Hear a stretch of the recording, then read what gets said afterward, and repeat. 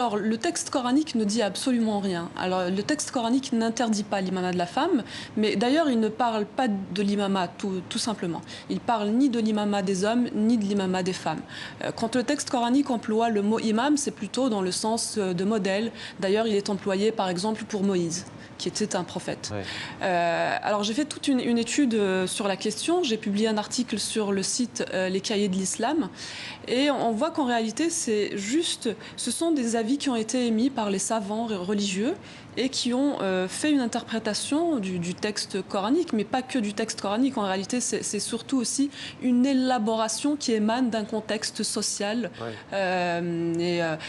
Parce qu'en principe, il n'y a pas de clergé entre le fidèle et Dieu en islam, contrairement au christianisme. Non, justement, en islam, il n'y a pas de clergé, il n'y a pas d'autorité cléricale centrale.